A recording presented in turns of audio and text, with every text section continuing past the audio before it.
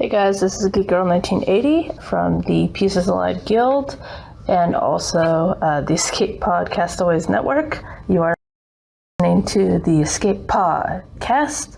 This show is recorded in front of a live Twitch audience. And fun fact, there is an island in the South Pacific that actually accepts Star Wars coins as currency. Enjoy the show, y'all. One is a Grand Arena specialist from the UK. The other is a territory battle tactician from the US. Together, there are no signs of intelligent life on board. With both having played this game since launch, the one thing we are sure of is that you will be entertained. The Escape Pod Cast, a service of the Escape Pod Castaways. A weekly podcast about the mobile game Star Wars Galaxy of Heroes. Live from the network studios of Yavin 4, here are your hosts, Neil Andrew Eyre and Paul Anthony. Coming up on this week's edition of the Escape Pod Cast. With no Grand Arena. And no Conquest. We're not sure what to do with ourselves, really. Well, I mean, Neil, luckily Dash Rendar came to our aid. We will go over the insights and the kit.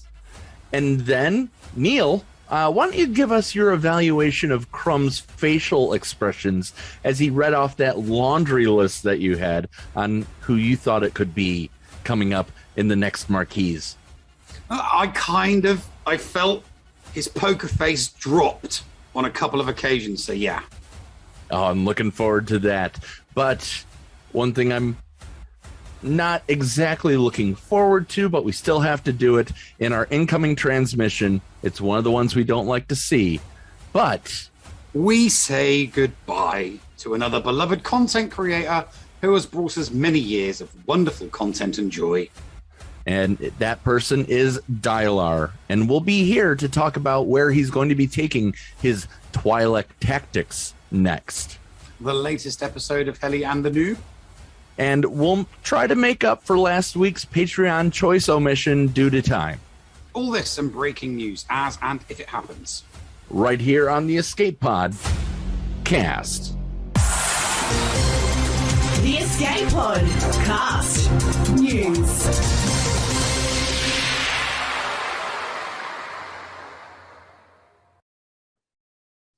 Hello there, ladies and gentlemen, and welcome to another episode of the Escape Pod Cast. I'm your host, Nev, and as always, I'm joined by my hetero life partner and co-host, Paul Anthony. Paul, how you doing this week? I'm doing well. I got the dual threat booster and flu shot. So today I'm going to be possibly a little loopy, and I don't care.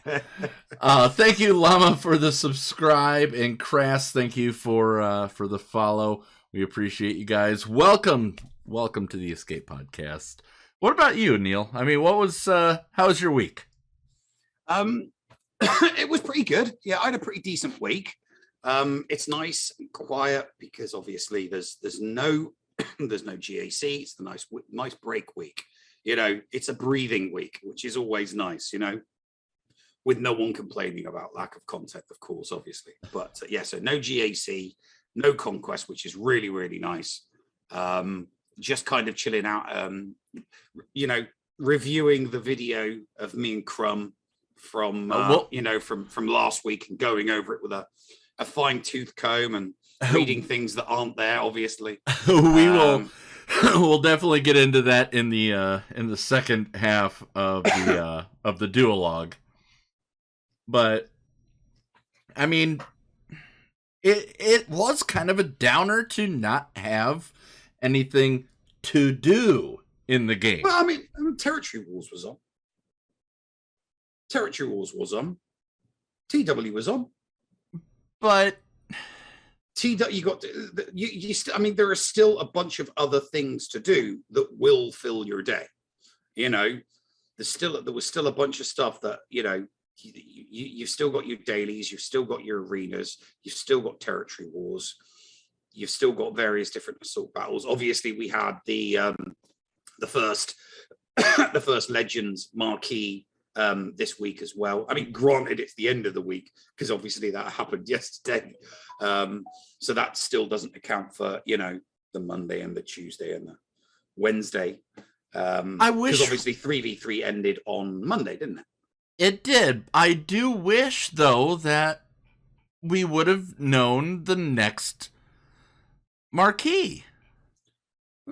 Well, no, because if you remember when we had Crumb on, he said that they're not all going to get announced straight away. It's going to be like, they're going to announce them like maybe a week at a time or 2 weeks at a time. So we're not going to get the announcement for the next marquee probably until Monday or Tuesday, and then they'll do the game update so that we can do that marquee next Thursday, and then after the weekend they'll announce the next one either on Monday or Tuesday, and so they'll roll it like 1 week after another up to December the 15th.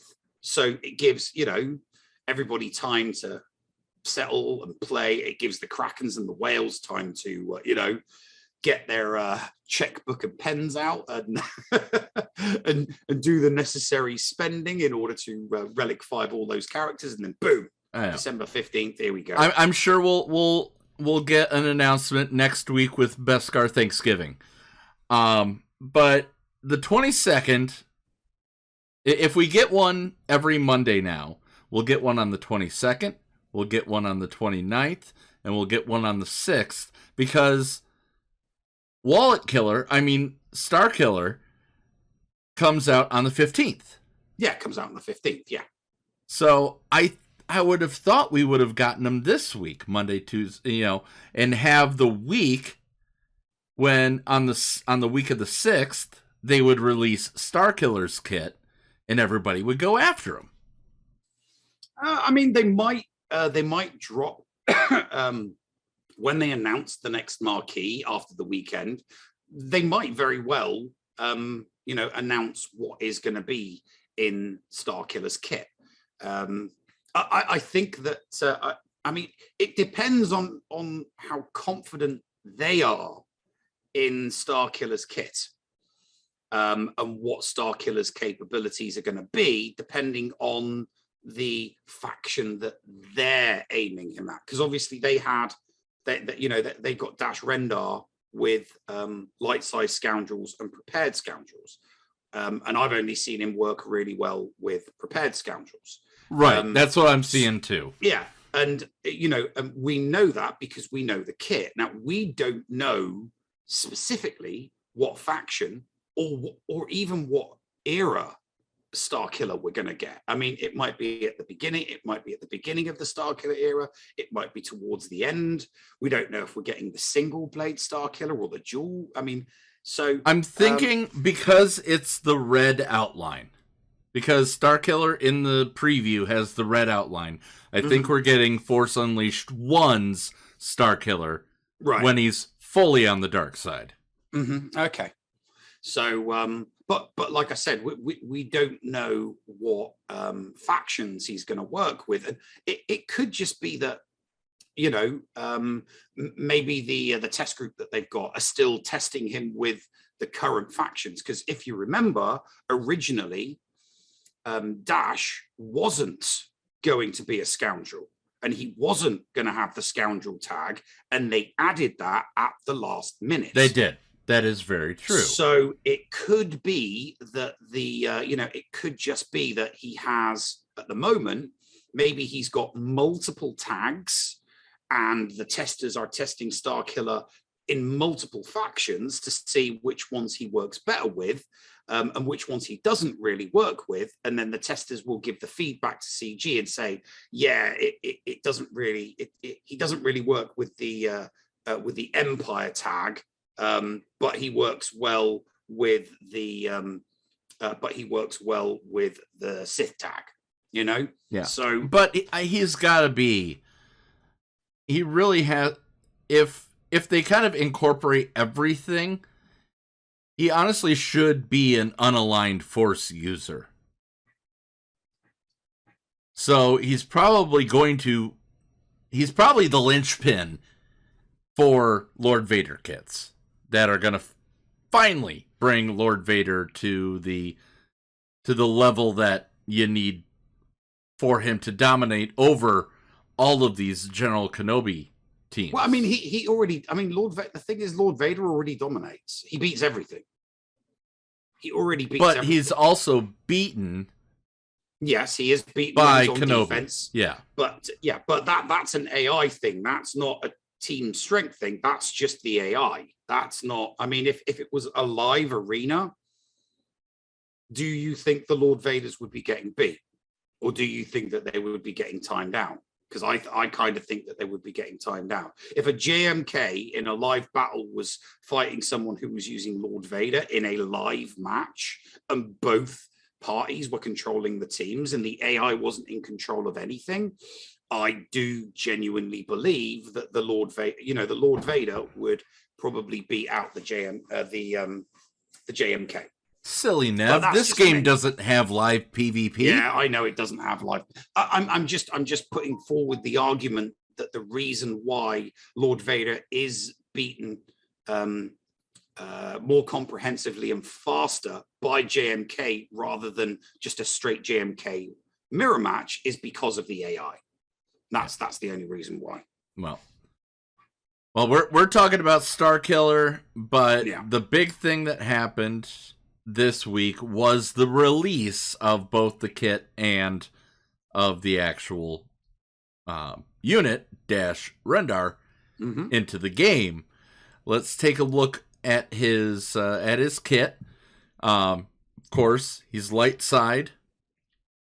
He's considered a support, not he's not an attacker. He's considered a support. Mm-hmm. As you said, he got the Scoundrel tag. He does have a leader ability. And his basic... Sorry, Smuggler. Does the Smuggler tag? The Smuggler tag, that's right. Scoundrel was already there. Smuggler they added. Smuggler later. they added, yeah. But deal physical damage 3 times to target enemy on his basic. For each critical hit, call another random prepared ally to assist, dealing 75% less damage. Not bad. 75% less damage does kind of suck. It depends how well relic your prepared scoundrels are. That is true.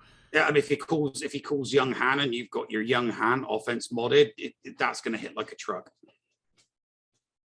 So, basic 3 times. That's going to chew through a B1 quickly.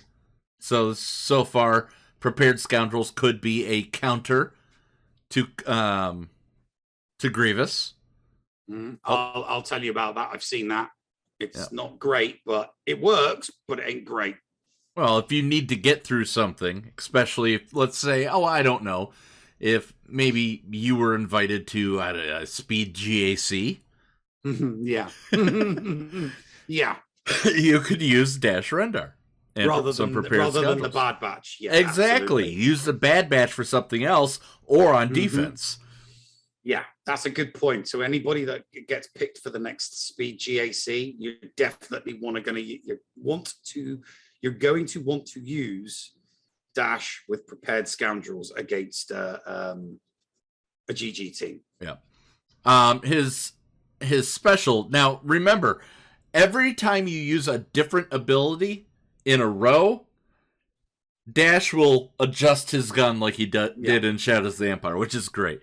Deal physical damage to target enemy and dispel all buffs on them. So there you go. Once again, another GG counter, in my opinion, because you can take off the damage immunity off of the Droideka. Mm-hmm. Stun them for 1 turn. The attack does 20% more damage for each buff dispelled.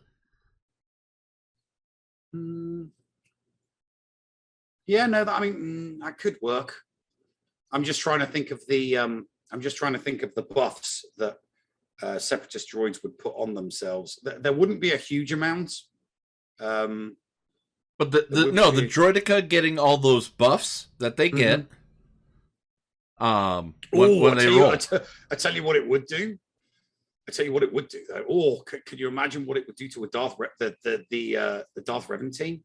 Well, those are debuffs that they're putting on themselves, not buffs. No. Think of the buffs that get, think of all of the buffs that get loaded up on the Sith Empire Trooper. Okay. Yeah, he gets advantage. He gets. But are they strong enough to get through the rest? Get through? Well, yeah, but through it's Malak. it's plus 20% damage for every buff removed. So but that's just one unit. Is the trooper? Yeah, but it's an AOE, isn't it? Deal physical damage to target enemy. Oh, sorry, I thought it was an AOE. Yeah, I was about to say if it was an AOE and you were getting an extra 60% damage just for simply removing 3 buffs from the Sith Empire Trooper, it could potentially smash a DR to pieces. Zaz points out in chat that it's a droid stack killer in territory battles. So yeah, maybe your scoundrels, your prepared scoundrels, could very well become a viable team for that. Crowlick too, thank you for the subscribe. We appreciate that very, very much. All right, special 2, and I loved using this in the marquee. Deal damage 3 times to all enemies. The first instance of damage dispels stealth and dazes for 2 turns. The second one inflicts defense down for 2 turns. And the third inflicts critical damage down for 2 turns. The attack cannot be evaded or resisted. So it's 3 different attacks that do 3 different status changes. Oh, that would be great against a Nuke Dooku team. That would be brilliant. That would be great against a Nuke Dooku team, and it would be a great against a Maul Savage team. That exactly. His leader, and if this is in Grand Arena, it's even better. Oh God, yeah. Scoundrel allies enter the battle prepared if he has the Omicron, and protected allies gain an additional bonus based on their role. Attackers gain critical damage, tanks gain max health, and supports gain speed and potency both. Yeah. And whenever somebody becomes prepared, they also gain critical damage and offense up for 1 turn. Yeah. L3, Vandor, Young Han, Young Lando are with Dash in the lead. Oh my God, they are going to rain hell on. I mean, obviously they're not going to be GL killers, but they are definitely going to be 18 killers. So all those off meta teams are really, really going to have problems. No marquee alone, and I'm saying only marquees. No marquee alone should be a linchpin for GL killing. Yeah, I did ask this. I did ask. I am curious about this. I'm very because here's the thing. One of the things that we know that they base these synergies and we base everything of what they want us to use is that's going to be the testers testing in Squad Arena. We don't know what that team is going to be capable of in GAC because the testers are going to test everything. Well, they're going to test everything in Squad Arena, aren't they? Because that's where CG want all of their testing done. They do all of their testing in the fleet. Well, when they do new ships, they do it in fleet arena, and squads they'll do in Squad Arena. You have somebody you can ask about that. I could. Yeah, I suppose I could. Yeah, I could. I don't like to ask Granger about stuff like that because I'm not under an NDA and I wouldn't want him to slip. So I don't ask him about stuff like that. But obviously, the PvP stuff like GAC and the territory war stuff. I don't know. I mean, I expect they could probably. I mean, they might be able to test in territory battles, but I mean, ultimately we know that. Or territory wars, you mean? No. I don't think that they would. I think that. I don't think they have enough to do a TW thing. Yeah, exactly. I think that all of the testing is done in the arenas. So whether it's new ships or whether it's new characters, I think all of the testing is done there. So the proving ground from a player perspective, especially with this dash render, is definitely going to be this territory war. So anybody that went balls out on this, we should get some feedback on what the dash render prepared scoundrels team really is capable of doing. Is going to be this territory war that is on at the moment. How far did you get in the marquee? Did you get? Did you do the bonus tier? Not the legacy tier, but did you do the bonus tier? No, I haven't activated or geared him up yet. Okay. I've been told it's a couple of Omegas and some tenacity mods, and I'm not wasting. I mean, I know, I've been told that you can do it, just activating him, taking him to 85 and just taking him to gear 8. But I mean, I'm not Gear up for wasting that. Man, I don't think I took him to gear 8. Let me look. Let me take a look here. I think I only took him to like 7 or maybe even 6. Well, I mean, if I could get away with taking him to 6, then maybe. Okay, I took him to gear 7. Mm-hmm. I took him to gear 7, and I was able to do everything. Well, maybe I will then. The big question I'm going to have for people that are Thisk rated us just now. Thank you, Thisk. Thank you, Thisk. So the big question I will have, and it's going to be from people after round 1 of 5v5, is I'm curious. It might not necessarily be a GL killer, but I'm wondering if it could be a GL mopper upper, because that would be a relatively cheap squad. Because people have used proper high end A teams to try and clean up GLs. I know, I've had to clean up Array before, and I had to use my my JKR, my GMY, and my Bindo just to clean up Array. And that's one of my A teams immediately gone. That I then couldn't use on the back. Granted, my opponent put trash on the back, but if they hadn't, that's one of my 18 guaranteed wins gone, because I had to use him to mop up. So it would be really good to know if Dash, with a couple of prepared scoundrels, is strong enough and capable enough to be able to say, let's say, for example, let's say you go in against Array and Ray's the only thing left standing. It'd be great to know if that squad can clean up a GL.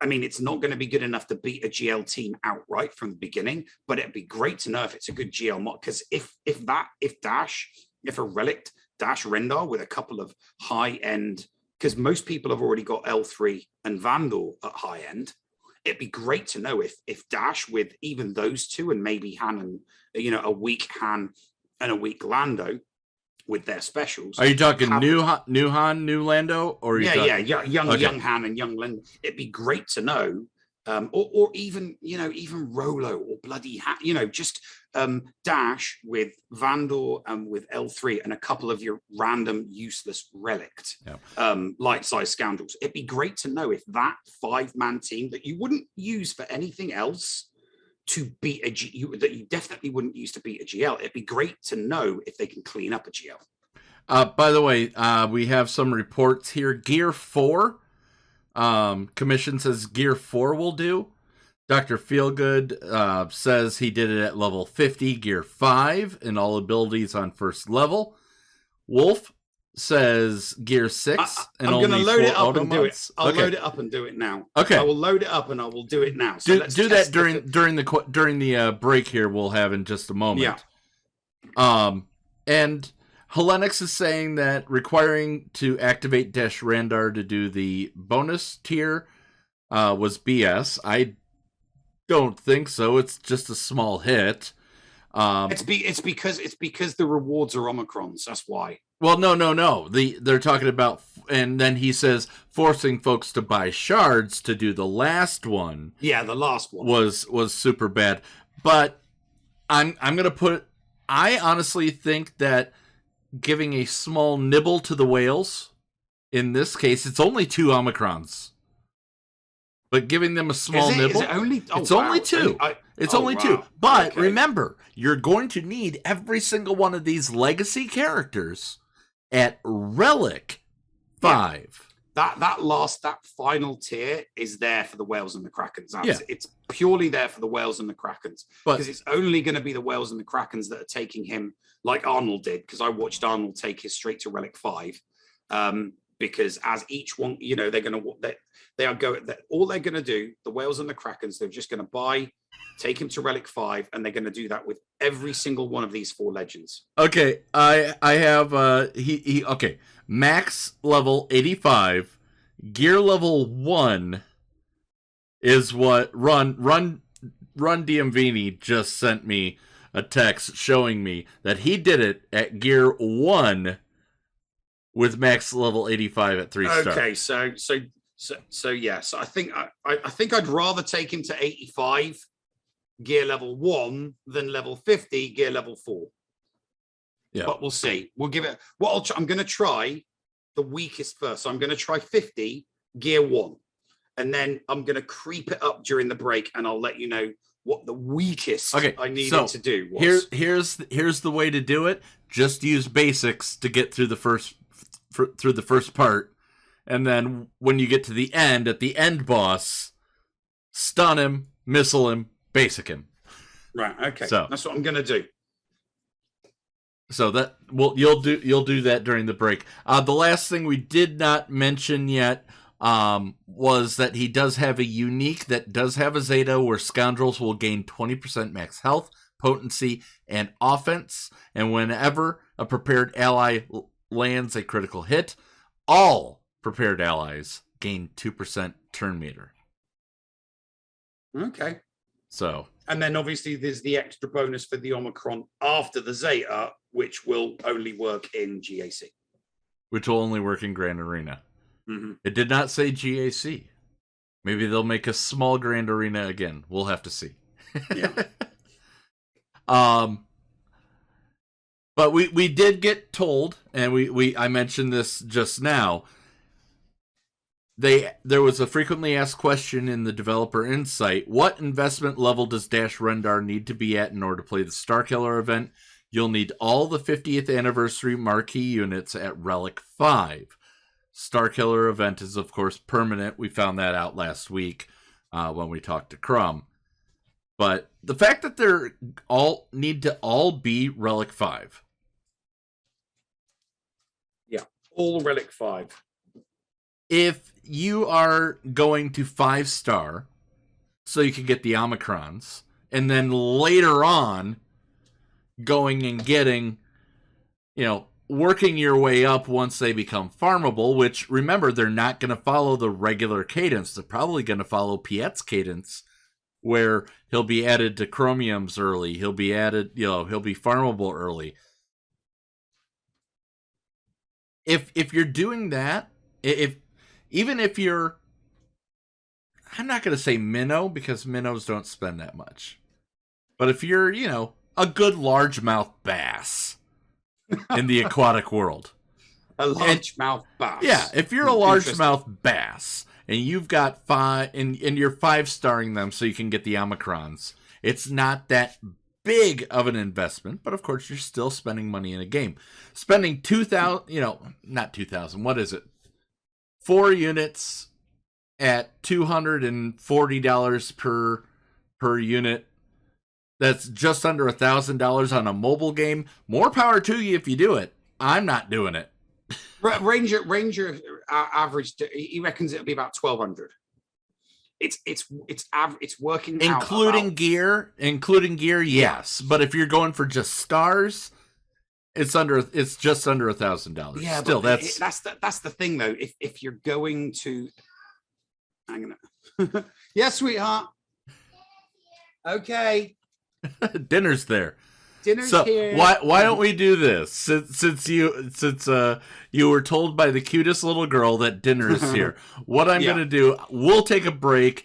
We'll come back and we'll talk more about the dev insights and into more of everything that happened this week. And then also get your evaluation of what SB Crumb did when you read off your list. Thank you for the 100 bits, Hellenics, right after these messages right here on the Escape Pod cast.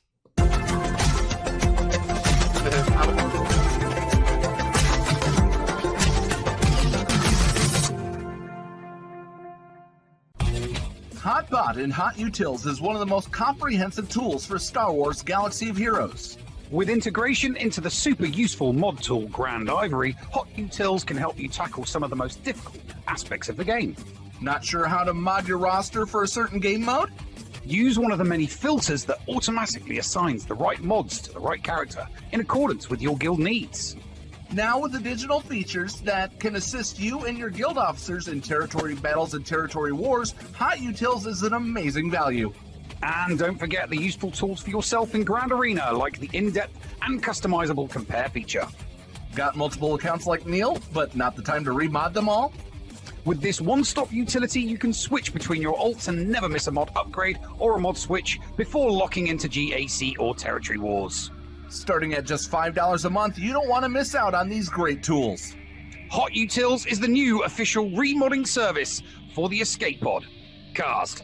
Visit HotUtils.com to learn more. That's HotUtils.com. And go ahead and spice up your Galaxy of Heroes experience. Podawans, be sure to support the shows brought to you on the Escape Podcast Twitch and YouTube channel by becoming a Patreon. For as little as $2 a month, you can support us and get a little extra for yourself. With tiered rewards including access to Shitty Bill's Arena Tracking Bot, after-show access, inclusion in the GA Center leaderboards, behind-the-scenes access, and much more. There is something for everyone on our Discord server. Head on over to Patreon, that is patreon.com/The Escape Pod, and sign up today. Thank you for supporting and listening to the Escape Podcast. Ladies and gentlemen, welcome into the Patreon leaderboard, brought to you by the Patreons of the Escape Podcast. Are you not a streamer and can't be on GA Center because of that, but you'd like to be included in these GA Center style leaderboards? Sign up at patreon.com/theescapepod, and at the Kyber Combatant level or higher, we'd love to have you on the boards. 5v5 is around the corner, so sign up today and get in on the fun. Let's get to it. Dark Helmet goes 2-1, 8-6-4-8 in banners, 42 wins, 4 losses, 7 holds. Really good finish for Dark Helmet. Wasn't a 3-0, but a very, very high score. Dr. JoJo goes 3-0 with 9,329 banners, 48 wins, 5 losses, 12 holds. Nice job to Dr. JoJo. Very, very tough. We need somebody to come beat him up. Join us, will you? 4 Strong goes 2-1, 46-61, 13 wins, 2 losses, 3 holds. Hot Sauce goes 2-1, 2,299 banners. That means the highest banner total this week does go to Dr. JoJo. 46 wins, 4 losses, 8 holds. And then, of course, me. I went 0-3 because I just joined. There was no way for me to get to Erodium, so I just joined. I set some fluff so people could get some feats. Did my part to help out the community. There was no way. So it is what it is. All right, the final boards for this season of 3v3. Dr. JoJo 12-0 with 36,000 banners, 429 to be exact. Hot Sauce, if he would have went 12-0, he would have beaten him. 36,943 banners. Dark Helmet had a little bit of room to grow, but I mean, Dr. JoJo with 3 wins above everybody else. Who is going to stop this juggernaut? We'd like to see you, as I said. That does it for me this week. We'll see you guys in 2 weeks for the Patreon leaderboard for week 1 of 5v5. Join us. We want you. Join the GAC Chain Gang today. This is the commander of the 506 Procrastination Battalion and the leader of the GAC Chain Gang.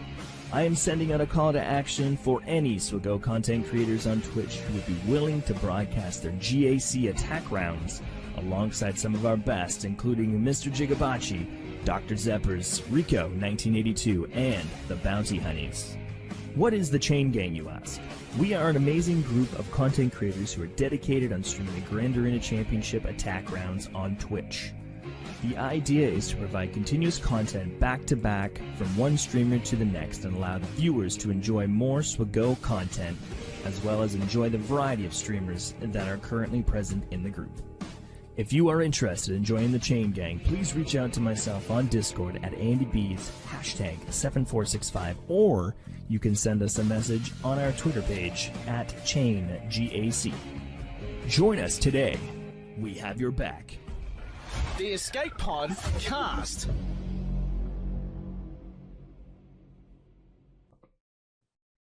And welcome back to the show, ladies and gentlemen. Second segment.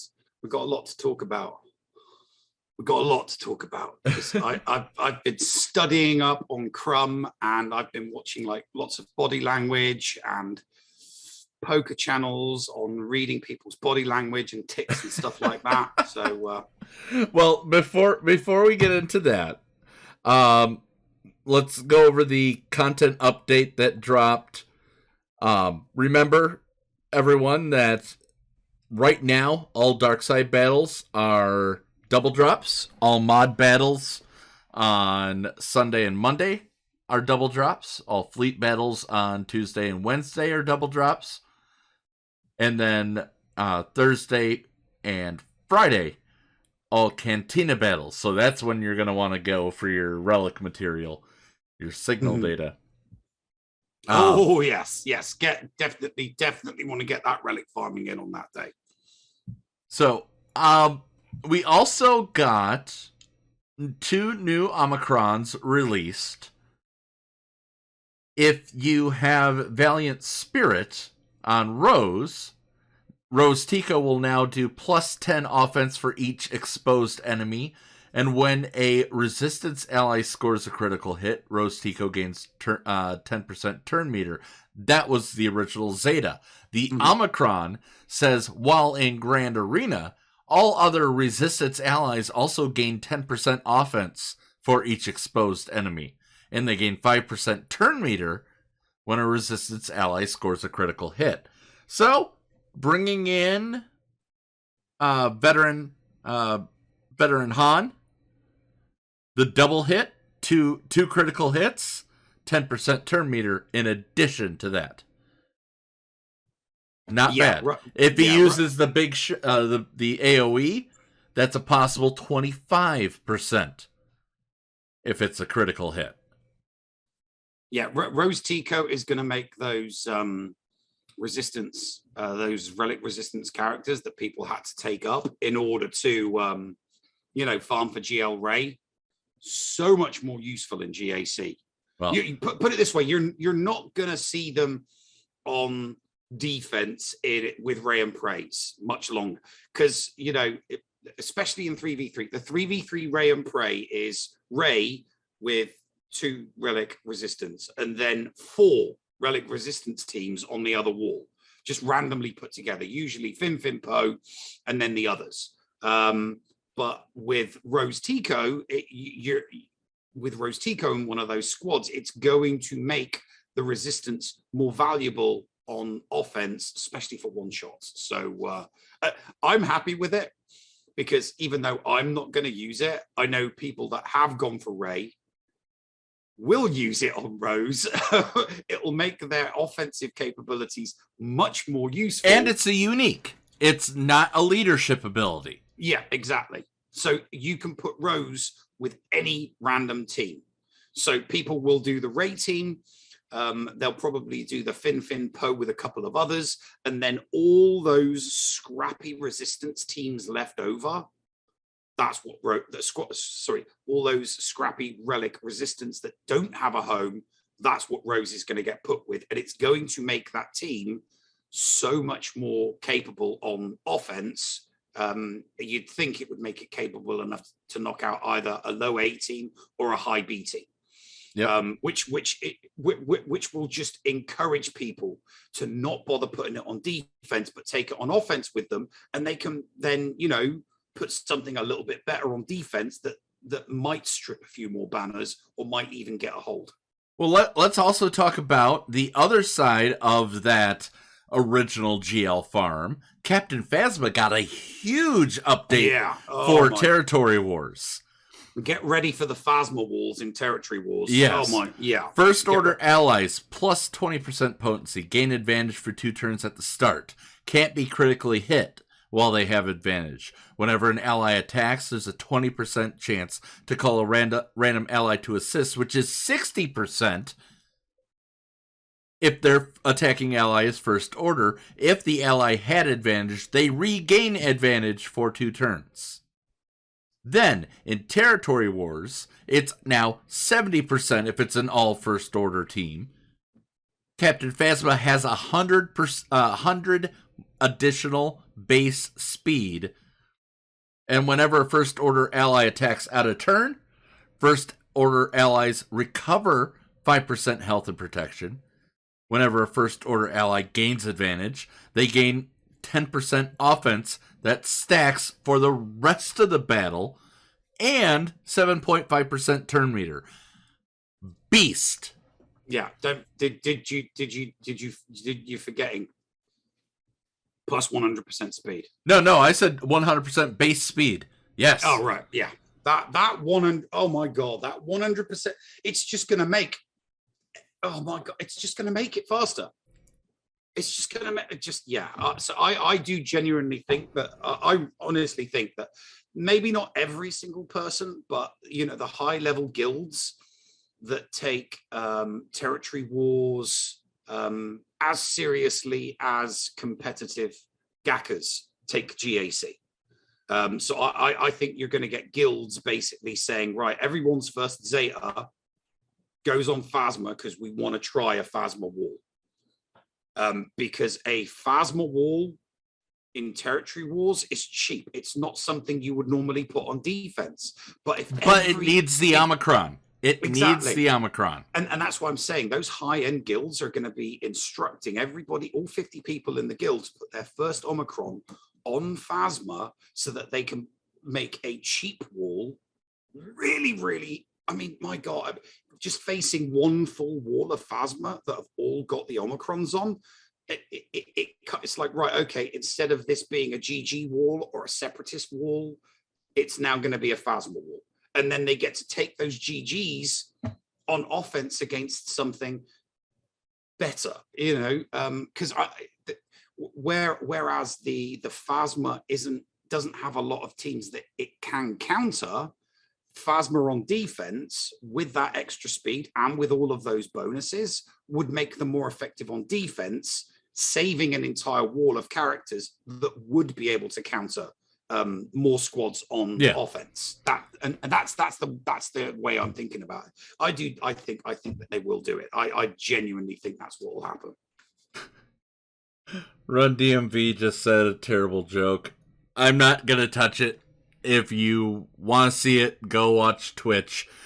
Watch the Twitch replay. That's a terrible joke, Run DMV. But what I am going to mention is we are still waiting for more Omicrons that we already know, including a Chief Nebbit Omicron, the Run DMV Omicron, that I think is going to be amazing. I'm hoping. Yeah, I'm really, really hoping that the I'm kind of hoping that the Chief Nebbit Omicron just gives, you know, I'm hoping for an Utini bomb on steroids, because an Omicron is basically a Zeta on steroids. So, you know, it's a Zeta on steroids when performing in a certain arena.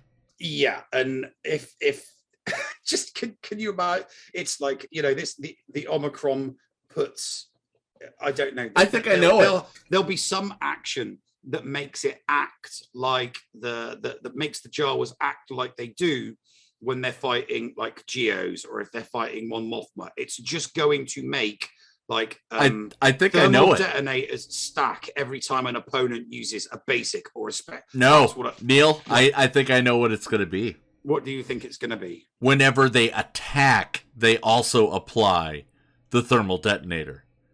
So not only getting hit in the face, they'll apply thermal detonators. When they do the face hitting, they'll apply the thermal detonators. Yeah.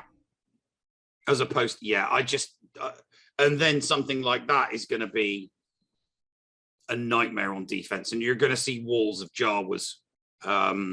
Because people, I would love it. I would absolutely love it. Could you imagine what a wall of Jawas would look like in territory war? Oh my god! Or I mean, maybe they don't necessarily do it in territory wars. Maybe Grand Arena. I think that the Omicron for Jawas, Chief Nebbit for Jawas, Hera Syndulla for Phoenix, and Chief Chirper for the Ewoks are all going to be GAC bonuses, because very, very few people use those teams because they're easy. You know, the Ewoks is an easy solo with Nest. The Phoenix are an easy solo with with Wampa. And, let's be honest, the Jawas are an easy solo. I've used GG to solo them before. So the Omicron is going to do something to them that nullifies the solo and forces people to actually have to take a proper team in against them. So, Zaz says maybe they'll give Jawas a mass assist. So that like would be like a Jawa hive mind. A Jawa hive mind. That would be a badass Omicron, yes. Jawa hive mind. All right. I think that covered everything that was out. We do officially now have the half off hot dog bun. The hyperdrive bundle is now half off until I think they said the 28th. I did pick up the Galactic Anniversary Calendar. Mm-hmm.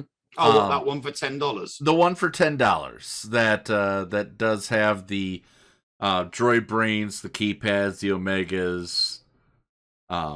I did pick that up, so it's going to give me a little boost towards Relic 9 when I finally decide to take somebody to 9. Mm-hmm. So, other than that, of course, I go after marquees. I don't go crazy on crystals. The crystal packs.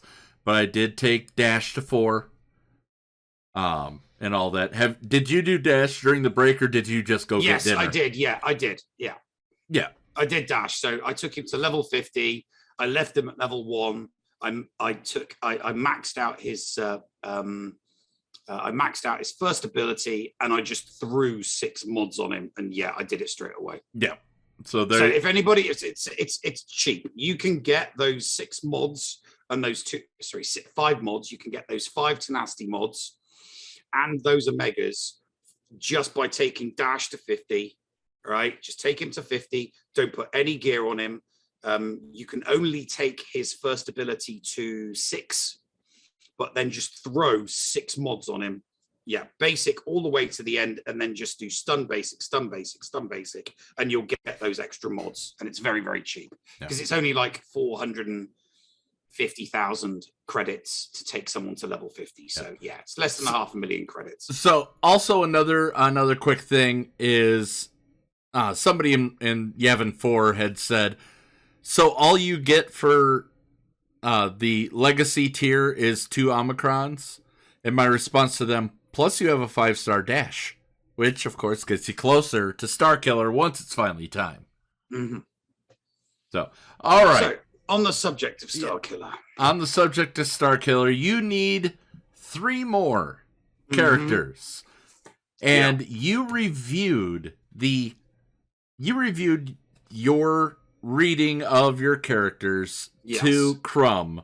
Yes, I did. And you believe that you saw some ticks or reaction upon certain names.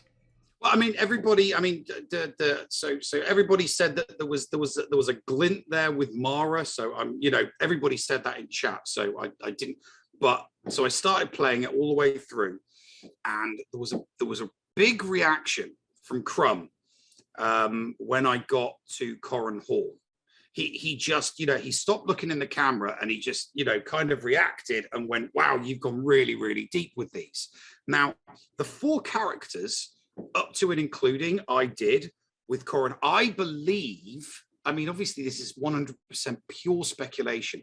I think he reacted in the way he did because I hit the nail on the head with a couple of those names. Because if I gave him 26 names, I believe that all 3 of the remaining legends were part of those guesses. And the reason I say that is because at the start of the interview, he said that nobody had guessed correctly on all 3 characters. He didn't say that at the end of our interview with him.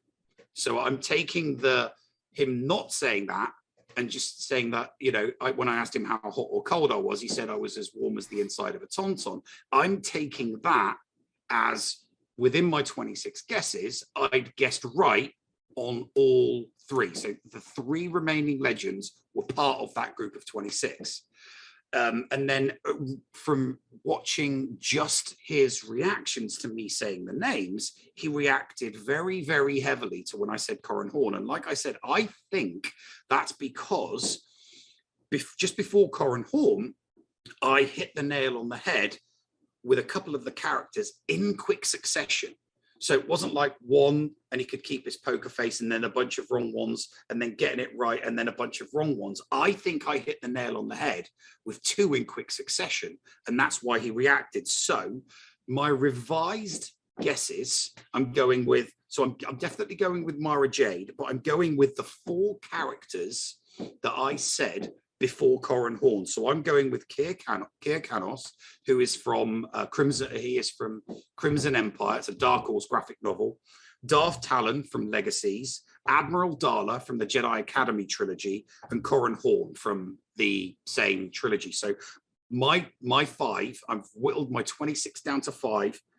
I'm going with Keir Canos, Darth Talon, Admiral Dylarr, Corin Horn, and Mara Jade, based on the interview and the reactions that we got from Crumb in the interview. If I go with those, if I pick 3 of those that we are going to try, that are going to be the official Escape Podcast guess, because we don't know who the other 3 are.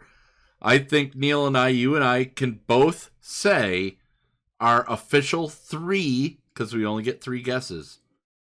Talon, Corin, Mara. Yeah. Or you could go with all of the... You see, I'm not sure. Corin Horn or Admiral Dylarr. I mean, Keir Canos is... he declared himself emperor. After the emperor died, he declared himself the emperor. The remnants of the empire. He was an ex-royal guard that basically declared himself the emperor. That's from the stories. So... Maybe not necessarily him. So Darth Talon, Admiral Dylarr, Corin Horn, whittling it down to those 3. I'm in 2 minds as to whether it would, because the reason why I say Corin Horn would be a great Jedi, and you could throw an Omicron on him that assists all of the other Jedi, because one of his special abilities he had. Corin Horn had one of the same special force powers that Vader had, which was energy absorption. The energy absorption. You remember when in The Empire Strikes Back, Han Solo fires his blaster at Vader, and Vader just absorbed the energy from those blaster bolts into his hand, and then he pulled the blaster out of Han's hand. Corin Horn has that same ability, so you could have him as a tank on a Jedi team that could just make a bunch of leftover Jedi like the worst type of timeout team in the world, because he would just absorb shots. But then I would also think Admiral Dylarr, because she's Empire, because you've got like the Magma Guard, the Snow Trooper. There's a couple of stragglers from an Empire point of view that don't really get used, that, an Empire character coming in with an Omicron could make those types of Empire characters useful again. Make a smaller team useful. Yeah. Make a smaller team useful. Of course, there's a large aspect of Empire, but you would have a viable additional Empire unit. Yeah. And maybe they only work with Empire that are let's keep our options open. And let's absolutely let's keep our options open and stick with 5, because I do genuinely believe. Well, then my 3 then. Your 3, because before I said Kirkanos, I said Tag and Bink, and then we went all serious again. So obviously Tag and Bink ain't come into the game. As much as I love them you too. Never know. All right, we're out of time for this segment, because coming up, we say goodbye to a very, very dear friend, a wonderful content creator. Dylarr will be joining us after these messages right here on the Escape Pod cast.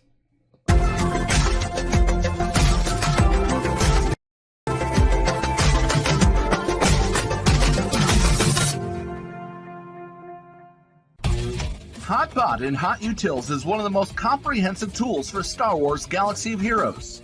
With integration into the super useful mod tool Grand Ivory, HotUtils can help you tackle some of the most difficult aspects of the game. Not sure how to mod your roster for a certain game mode? Use one of the many filters that automatically assigns the right mods to the right character in accordance with your guild needs. Now with the digital features that can assist you and your guild officers in territory battles and territory wars, HotUtils is an amazing value. And don't forget the useful tools for yourself in Grand Arena, like the in-depth and customizable compare feature. Got multiple accounts like Neil, but not the time to remod them all? With this one-stop utility, you can switch between your alts and never miss a mod upgrade or a mod switch before locking into GAC or territory wars. Starting at just $5 a month, you don't want to miss out on these great tools. HotUtils is the new official remodding service for the Escape Pod cast. Visit HotUtils.com to learn more. That's HotUtils.com. And go ahead and spice up your Galaxy of Heroes experience. Podawans, be sure to support the shows brought to you on the Escape Podcast Twitch and YouTube channel by becoming a Patreon. For as little as $2 a month, you can support us and get a little extra for yourself. With tiered rewards including access to Shitty Bill's Arena tracking bot, after-show access, inclusion in the GA Center leaderboards, behind-the-scenes access, and much more. There is something for everyone on our Discord server. Head on over to Patreon, that is patreon.com/The Escape Pod, and sign up today. Thank you for supporting and listening to the Escape Podcast. The Escape Pod, cast for kids. It's really cool. Hello there, Podawans, and welcome back to Story Time with Uncle Thad and the Escape Pod cast for kids. Today we are going to talk about one of the most important aliens in all of Star Wars. Greedo. Just kidding. Today we're going to talk about none other than Grand Admiral Thrawn of the Chiss Ascendancy, the Galactic Empire, the Empire of the Hand, and Thrawn's Confederation. Now I know what you're saying to yourself, but Uncle Thad, didn't you already do a story time about Grand Admiral Thrawn? The answer to that is both yes and no. The last Thrawn I covered is what we know of the Chiss as he exists in the new canon, specifically from the TV show Star Wars Rebels. This week, we saw the launch of Timothy Zahn's latest Thrawn novel and final installment to the Thrawn Ascendancy series, Thrawn Ascendancy Lesser Evil. So today, I wanted to talk about who Thrawn was before he was reborn as the Thrawn we know today. So let's jump into the Millennium Fulcrum's DeLorean, crank that speed up to 88 miles per hour, and travel through the world between worlds to see the Grand Admiral Thrawn in his heyday. While Thrawn's first appearance was in the novel Heir to the Empire, the Chiss's first appearance on the timeline was in the novel Outbound Flight. At the time, Thrawn was the commanding officer of a Chiss fleet on the border of Chiss space and the Outer Rim. I don't want to ruin the book for you, but let's just say Thrawn captured some smugglers, blew up a hut, looked at some pretty cool artwork, and killed a Jedi. not to mention thwarted the invasion of, a pretty brutal force. But don't worry, guys. All of those people had it coming. Even the Jedi. We next see Thrawn in the Heir to the Empire series. At this moment, the Empire has fallen. The Rebel Alliance has become the New Republic, and Imperial warlords have divided much of the Empire's remaining strength into territorial factions vying for control. That's where Thrawn enters back into the picture. You see, during much of the final days of the rebellion, Thrawn was in the unknown regions of space, hunting down pirates, trying to secure shipping in the area. Upon his return to lesser space, the Chiss began to enact his grand strategy to defeat the New Republic. One of the first things Thrawn does is enlist the help of the clone of Joruus C'baoth, a former Jedi Master and clone of one of the Jedi who died during the outbound flight mission. Thrawn promises C'baoth that if he helps the Chiss take over the galaxy, the clone could have Leia Organa Solo's babies, which, when you say it like that, it sounds pretty bad. Either way, C'baoth agrees, and together they reestablish the secret cloning began by Palpatine himself. It was this secret cloning that gave rise to the Luke Skywalker doppelganger, Luke Skywalker, or to his friends, Luke Skywalker. In order for Thrawn to make good on his word to C'baoth, Thrawn essentially puts out a hit on Luke Skywalker. That's the real Luke Skywalker, not the fake one. Luke runs afoul of a smuggler by the name of Talon Karrde and his right-hand lady, Mara Jade. You could think of Talon Karrde as a less Hondo Ohnaka version of Hondo Ohnaka, right? He's charming, he's suave, he's awesome, but he's no Hondo. And if you don't know who Mara Jade is, go look up her story. I won't ruin it here for you because it's pretty epic, and it doesn't deserve to just be simply summarized. Mara and Luke end up having to escape a firefight and ultimately work together to return to safety. Hijinks ensue, people get shot, and Luke and Mara Jedi are on the way to eventually falling in love and having little Jedi love babies. In part, that's Thrawn in Legends, and that's Thrawn in Legends in a nutshell. But before I go, I want to look at Grand Admiral Thrawn's kit in SWGOH and see how it lines up. If you look at Thrawn's kit in Star Wars Galaxy of Heroes, the one thing that stands out is the concept of battle manipulation. One of the things that Thrawn does exceptionally well is understand his opponent and know how and when the right time to attack is. What's most impressive about his kit is just how well it has aged over the years. From his basic ability to manipulate, to fracture, Grand Admiral's command, legendary strategist, maneuver ebb and flow, all of his abilities sync up perfectly to who Thrawn is as a character, both in canon and in Legends. Now, whether you know about Thrawn from old stories or from friends telling you about him, or whether you're new to his story from either Star Wars Rebels, Star Wars Galaxy of Heroes, or just story time with Uncle Thad, Thrawn Naruto is one of the greatest characters written into Star Wars lore. Personally, I have absolutely loved seeing this Chiss's rebirth into Star Wars canon. And if you haven't picked up the new books by Timothy Zahn, I highly suggest you go out and get them today. Now, I think there's a link around here somewhere, but I'll have to get back to the ship and figure that out. And with that, my friends, that is all I have for you this week. Stay tuned next week for more story time with Uncle Thad on the Escape Podcast for Kids.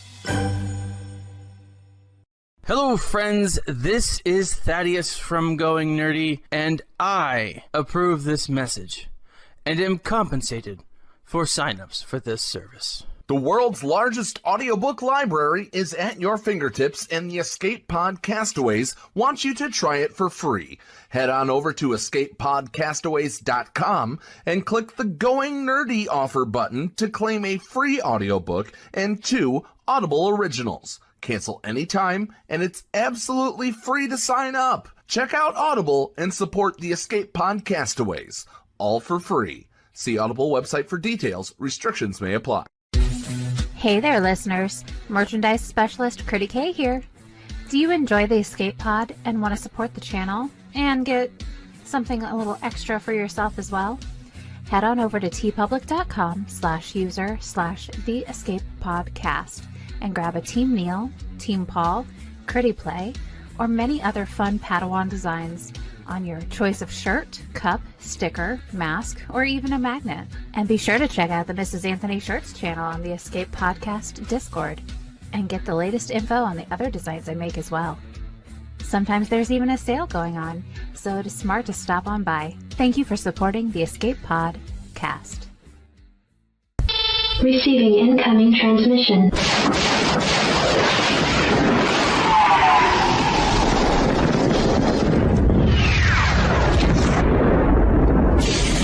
Receiving incoming transmission.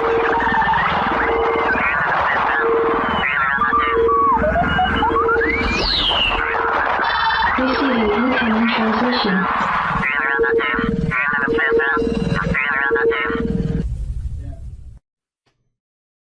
And welcome back to this week's incoming transmission, everybody. Very, very, very special guest. Dylarr's Twilight Tactics is here. Paul, introduce our guest. I mean, we talked to them 35 episodes ago. He was on episode 110 last, and we had a lot of fun. And we wanted to bring him back, but we didn't want to bring him back like this. Not like this, but he is one of the people. I mean, you literally, Dylarr, helped Gate Girl unlock Jedi Knight Luke today because I linked to your video of Jedi Knight Luke, but he put out some of the very, very best unlocking guides and was a force to be reckoned with when it came to Grand Arena. We got to cover him in Grand Arena Center. Neil got to do that. Yeah, and 4 seasons. One of the OG season 1 competitors. Yeah, but unfortunately, we will be saying goodbye to him next week.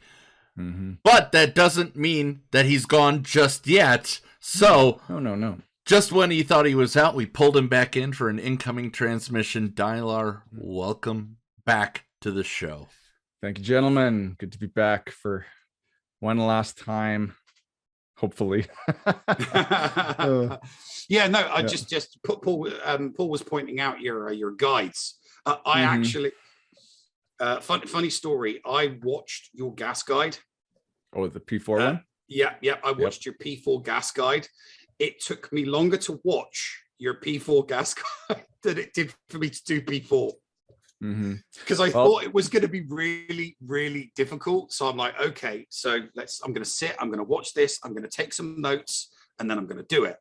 And I went in and I did it, but everything, obviously the gearing of your guide was considerably lower than what my characters were, because my characters were all like Relic 3. So there's me going overkill. I watched it. So I spent about 45 minutes watching and going over your P4 guide and writing notes. Then it took me 15 minutes to do the event. I'm like, but that's good.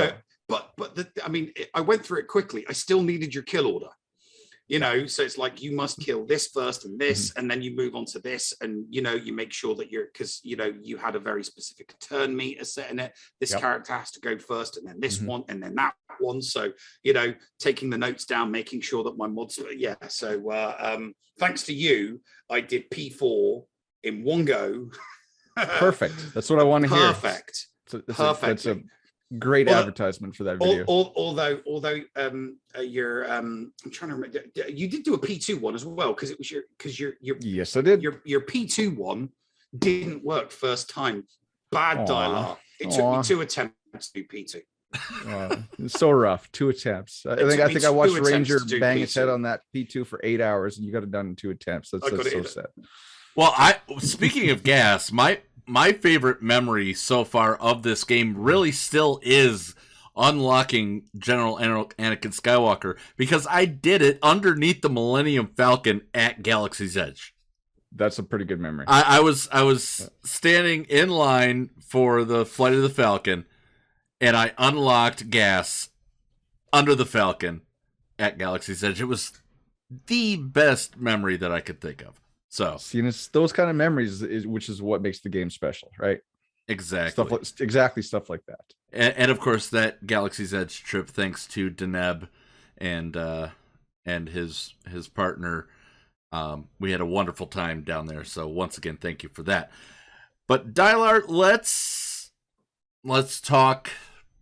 Let's talk right. the set. Let's rip the Band-Aid off here. Mm-hmm. You have decided after you've been around since the beginning of the game, right? Yeah, February 3rd, 2016. So near a the few beginning. months from beginning, from day one.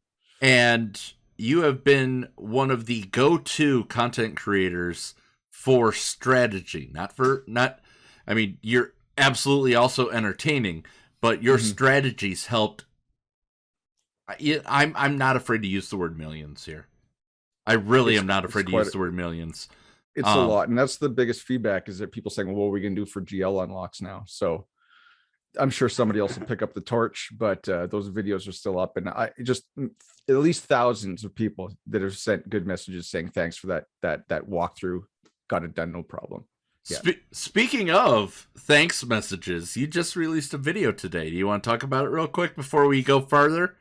All right. So the first video that I launched yesterday was like basically the video for me. Like it was my catharsis video, my reasons, getting everything off of my chest, making all of my reasons public. But today's video was all about the people in this game. I think I labeled that video "Why We Play."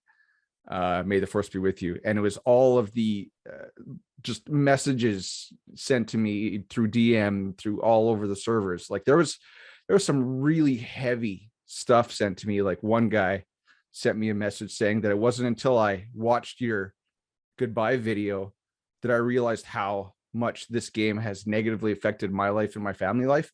And he told me at the end he quit right there.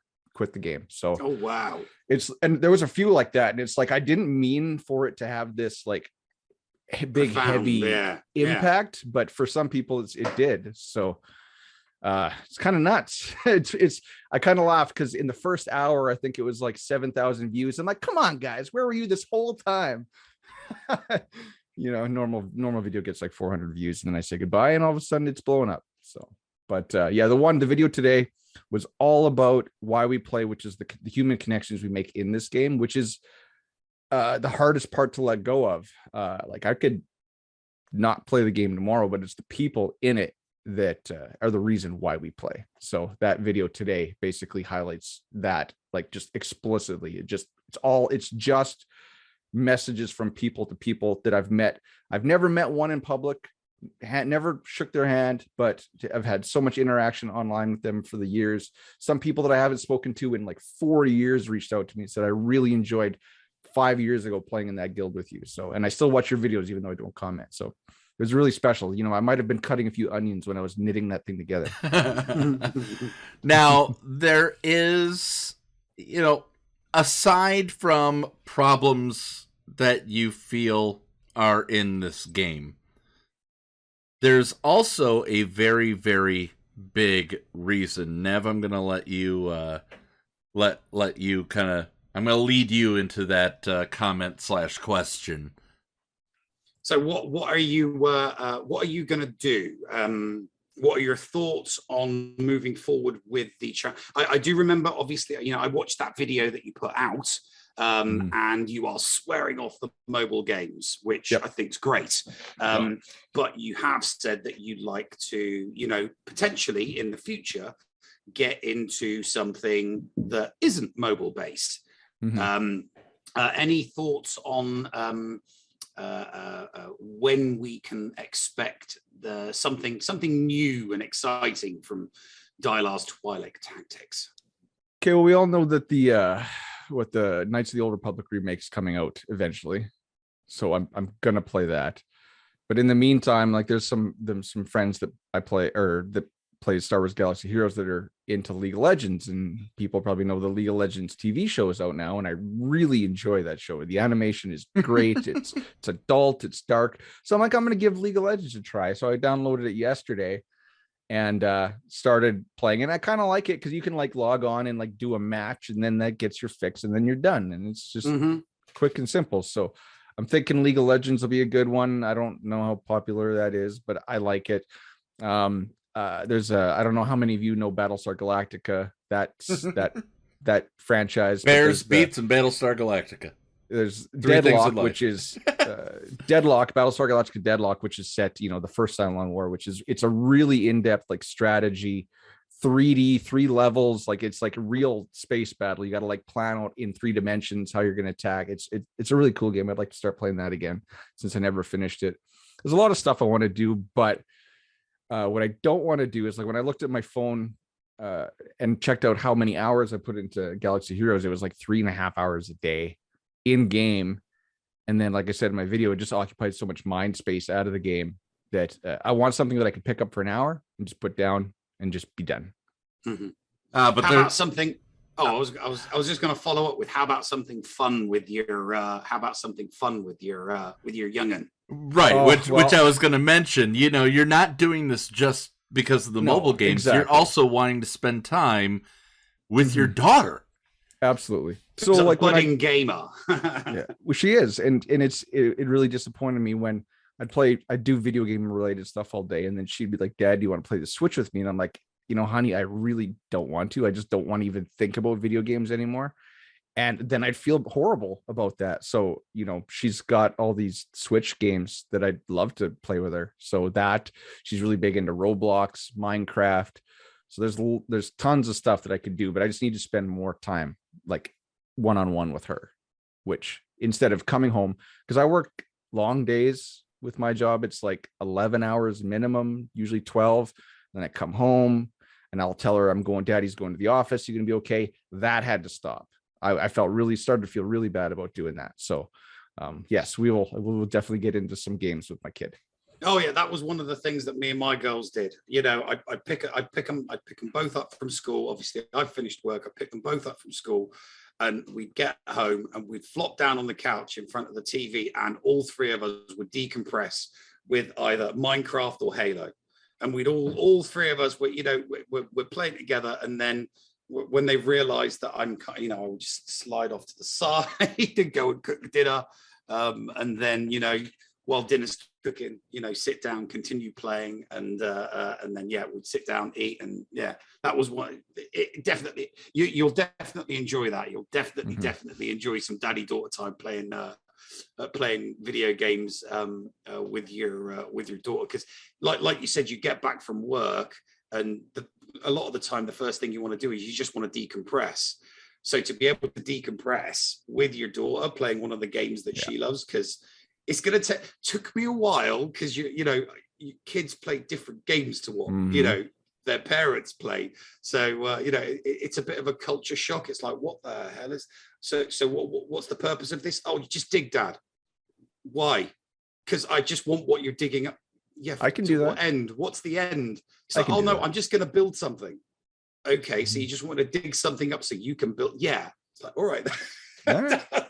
Sure. Okay. Sure, I'll dig for an hour for you so you can build something. And then they'll be like, what? Look what I've built. Come here. See, Nev, I used to fish for like 4 hours at a time in World of Warcraft. I can dig like nothing. I'll be just fine. You could fish. You can fish in Minecraft. That might bring back some PTSD. I don't know if I want to fish in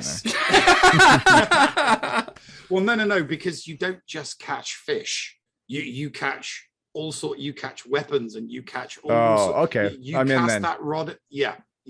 I'm in. Because you could be like, oh, sweetheart, I've got you this awesome bow that's got like it's got infinity. I've got you an infinity bow. You fish an infinity bow for her, she'll be over the moon. Awesome. Yep. There we go. So you have done more than just Galaxy of Heroes on your YouTube channels. You also you're darn good with finances. is a way to put it. You know, are you looking that you might kick that back up? Yeah, that's on my list to do. And you know, that might actually take over before any other video game content takes over, because that's something that, like, I already kind of got a little bit of a plan in my head about how I want to approach it for like Monday, Wednesday, Friday content. Just something I could do quick 30-minute episodes here and there. Yeah, I really want to do that because I have a channel that's been mothballed that I started, and then just my Star Wars Galaxy Heroes channel just took over all my content creator time. So I would definitely like to revive that content down the road for sure. So that might actually take precedent over video game content. Now, is that what you do for a living, or you just like Bitcoin? No, like I've been into personal finance since I was 36. And like, that's like, if you ever got a hold of my phone and you pulled up my YouTube, all of my YouTube recommended would be Star Wars content, finance content, crypto content, and then movie content. That's all the recommended videos would be. That's it. So speaking of movies, and then I'm going to hand over to Nev. Are you going to see Afterlife this weekend? Yes, if I can, we will. My daughter wants to see that one, so yes, I will be going if it's available in my local area. Oh yeah, so same here. It's definitely on my list. It's on my to-do list without a doubt. We're planning on all watching it this weekend so that we can talk about it on Going Nerdy this weekend. Hopefully, fingers crossed, Sunday if we're all available. I'll have to sneak her out of the house because she's currently on a COVID quarantine. So well, yes, sneaky. Be sneaky. Well, be stealthy, like a Sith. I'm gonna say be safe, but that that's me. So, what do you want to do other than the finances? You know, you've talked about that. Is there any other things that you have planned that you have always wanted to do with your channels that you do? With my channels? No, not so much. More of my plans are going to be outside of the internet, I guess. Like I really have been neglecting some stuff to do around the house. I want to build a home gym in my basement. I want to do a bunch of renovations. There's a lot of stuff that I want to do outside of the game or outside of the internet first. So that'll probably be higher up on my priority list. So it'll be family, home, health. Then I'll look back into side projects that are outside of my day job. So I do have one thing to ask. Obviously, you know, your account is legendary. Dylarr's Twi'lek Tactics. It's big. It's a big old account, 8.7 mil GP. Now, originally in your video, in your farewell video, you said that it was just going to gather dust. You were just going to mothball it. Yeah. However, things have changed, haven't they? They have. Why don't you illuminate the listeners to how those things have changed? So it was just kind of a weird how it happened. So what was I doing? I was last night, I think it was last night. My plan was to mothball it, right? But then there was something like just nibbling at the back of my head saying, you know, if you keep this account, you're going to be tempted to come back. You're going to be tempted, and you're going to hear some stuff, and you're going to be like, I'm just going to log in and just look. And then you know how that goes. And especially if Darth Talon comes back. Yeah, exactly. So then I popped on. I can't remember who I popped onto Twitch. I was just like, who's on right now? Because GAC Center was coming up, and I was like gonna scroll, and Fortmore was on, and I popped into Fortmore's stream, and Kate was on talking, and I got to thinking, I'm like, Kate's got a small account. I bet you know this would be a good Christmas gift. I bet you I should just give it away. And she was just the first person I thought of. And I just threw it out there, and she said she wanted it, so it's now going to somebody that's gonna use it, and it'll live on instead of dying a withering death. And you know, the bounty honeys are very, very close to us, so this brings me joy. This really does bring me joy to hear that that the account will live on. The account will live on. And that it's going to someone close to us. And they're going to appreciate it is another part that just makes me very, very excited to see what she's going to do with it. There's only one downside to this, though.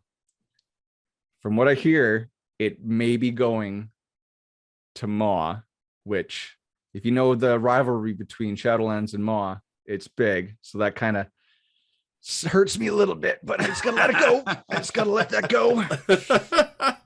Thane, you be good. Hydastra, you be good. All right. They'll take care of her. You know that they'll take care of her. Yeah. They'll definitely look after her. That's for sure. Yeah. All right, Neil. Do you have? We are coming up on the break here. Do you have any final questions for Dylarr here? No, he's all yours. If you have any more. All right, Dylarr, I want to give you. I'm not gonna hit a stopwatch or anything, but I want to give you the floor. Anything that you want to say to the community that maybe you haven't been able to say yet, or something that you want to repeat. You have the floor, and just tell me to push the button when you're done, and we'll move on to the latest episode of Hellion the Noob. All right, I'll keep it simple. So first of all, I got to say thank you to the community just for all the memories. Like I've said, the community is what truly is the reason why we play this game. So that first and foremost, thank you to all of you. Secondly, if it's starting to cause any negative ramifications in your real life, maybe take a step back and maybe think about it a little bit more. Other than that, just enjoy, be good to each other. I think that's about it. Really, that's all I got. But again, thank you to everybody. It's been a great ride. All right. Well, we'll see you in the servers. We'll still be able to. Oh, absolutely. Like all that spare time at work, that the dead time when I can log on, I'm going to be posting memes all over the place. Exactly. You'll be chatting with all the other old farts that have retired by the water cooler. That's for sure. Mm-hmm. Exactly. All right. We'll be back.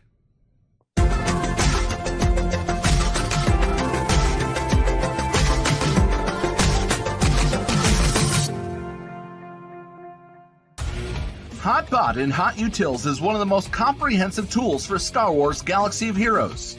With integration into the super useful mod tool Grand Ivory, HotUtils can help you tackle some of the most difficult aspects of the game. Not sure how to mod your roster for a certain game mode? Use one of the many filters that automatically assigns the right mods to the right character in accordance with your guild needs. Now with the digital features that can assist you and your guild officers in territory battles and territory wars, HotUtils is an amazing value. And don't forget the useful tools for yourself in Grand Arena, like the in-depth and customizable compare feature. Got multiple accounts like Neil, but not the time to remod them all? With this one-stop utility, you can switch between your alts and never miss a mod upgrade or a mod switch before locking into GAC or territory wars. Starting at just $5 a month, you don't want to miss out on these great tools. HotUtils is the new official remodding service for the Escape Pod. Cast. Visit HotUtils.com to learn more. That's HotUtils.com. And go ahead and spice up your Galaxy of Heroes experience. Podawans, be sure to support the shows brought to you on the Escape Podcast Twitch and YouTube channel by becoming a Patreon. For as little as $2 a month, you can support us and get a little extra for yourself. With tiered rewards including access to Shitty Bill's Arena tracking bot, after-show access, inclusion in the GA Center leaderboards, behind-the-scenes access, and much more. There is something for everyone on our Discord server. Head on over to Patreon, that is patreon.com/The Escape Pod, and sign up today. Thank you for supporting and listening to the Escape Podcast. And now time for something completely shameless. An arbitrary amount of time has passed since we were last in the presence of our petulant protagonists. The space mystic shaman my man, the blowhard cartoon Hellenix, and the calamitous droid N00B have arrived at the former Jedi Temple on Coruscant, which now serves as the headquarters of our exalted galactic overlord, the illustrious TC-14. We pick up our story as these three slackers are faced with the Galactic Capital's latest automatically deployed defensive measure. A never-ending barrage of intrusive in-game pop-up ads. Let's see how this dastardly trio plan to get out of this one. Newbie, look out! I've got this. Meatbag. Oh, too easy. We're almost through to the vestibule. Keep pushing. I can't stand these damn pop-ups.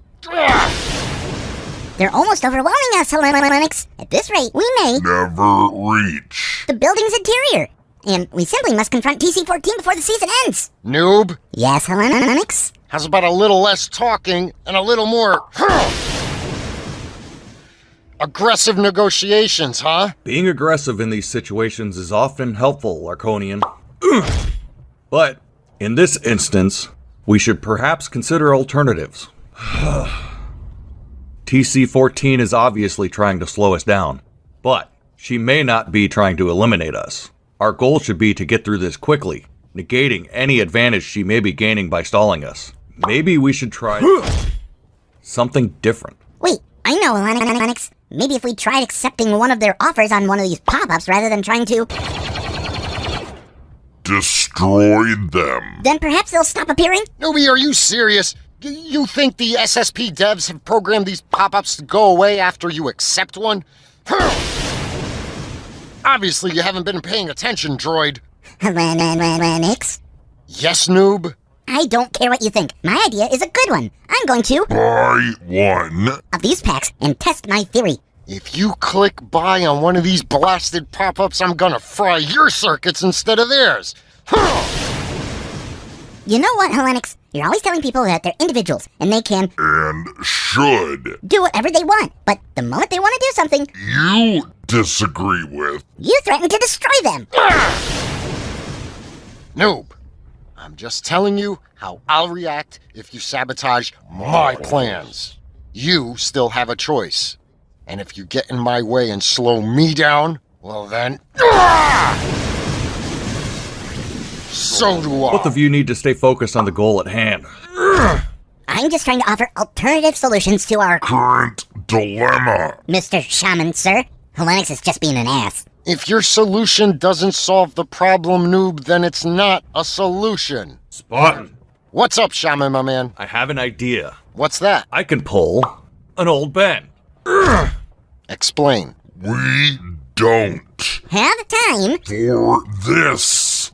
We can't keep wasting time explaining all of these never-ending code words, movie references, and off-color innuendos to our audiences every few minutes and multiple times per episode. We must keep moving forward. There's less than 2 episodes before we wrap up this entire saga, and we're running out of time.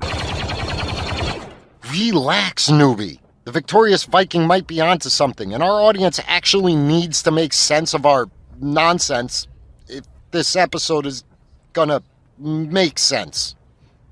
Anyway. Aren't you the one who always goes on and on and on and on about how smart our audience is, Hellenics?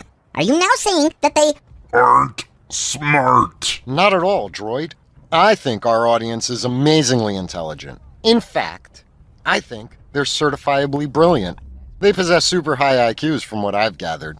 They understand all of our references, jokes, and innuendos. They're quite literally the best gamers around. And they're also some of the most charitable people to have ever existed, which makes them all doubly amazing. And, coincidentally, they're damn good looking too. As a matter of fact, they're the best looking people this galaxy has ever seen. Scientifically speaking, of course. Brown-nosing Hellenics. Yes, but I'm also speaking the truth. All right, enough with the audience ass-kissing already. We've wasted more than enough time on this. Let's go ahead and pull an old Ben so we can move on. Awesome! Let's do this. Well, what's the problem this time, Larkonian? Are we going to do this or what? No, geez, Hellenics. You don't know what Shaman means when he says pulling an old Ben. Do you? What? Me? Ah, come on. Of course I know what he means. Shoot. seriously, I've pulled 1,000 old Bens in my day. As a matter of fact, they used to say I pulled old Ben better than anyone else on Corellia, thank you very much. I guess I walked right into that one, didn't I? Mr. Shaman, sir, Helenix has No idea. what pulling an old Ben means. I guess you're gonna have to explain it. Alright, Spartan. Here's the plan. You and the droid move off to the side. I then draw all the pop-up ads towards me. I engage all of them in battle. While they're distracted, you two run up that elevator, get in, and move on. This allows you, and the story, to move forward while I sacrifice myself like any good, wise, noble sage must do in this type of situation. In other words, we pull an old Ben. You know, like in Star Wars, when old Ben dies fighting Darth Vader, and while distracting the stormtroopers, allowing Luke, Han, and Leia to escape aboard the Falcon. Come on, I totally knew that. I just wanted you to explain it to the audience. Right. Anyway. Well, let's move on already. Let's do this. Old Ben maneuver. Go. Alright, guys, I'm distracting them. Go, now. Come on, noob. We only have a short window to pull this off before the pop-up ads realize this is just a ruse. Let's go. I'm coming. I'm coming. I am coming. Wait. Come on, you bastards. I could take you all on. Pop-up ads ain't got nothing on me. Noob, get in the elevator. What are you waiting for? But The shaman. those ads are overwhelming him. We must do something to help him. Ah! No! Noob! I said get in the elevator. Don't let Shaman my man's sacrifice be in vain. Run, droid, run. What floor? The executive penthouse suite on the top floor. And step on it. There is no executive penthouse suite, pal. This is an administrative building, not a 5-star hotel. If you don't know what floor you want to be taken to, I suggest using the stairs. Fine. Take us, I don't know, upward, all the way to the topmost floor. Take us to TC-14.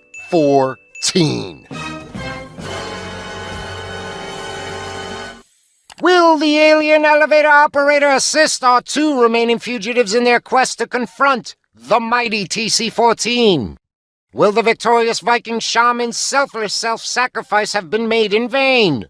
Will the noob turn on his former master when in the presence of the droid he previously resurrected?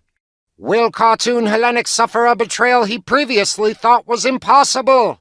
Is all of this just blatant foreshadowing? I don't know. To see the absurd conclusion to this season, make sure you stay tuned to the Escape Pod. Wait for it. Cast every Friday night, so you never miss a single episode of Helly and the Noob.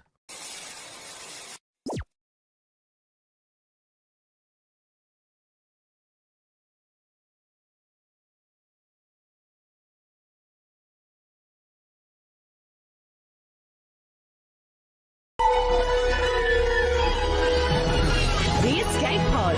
Cast. The Bridge.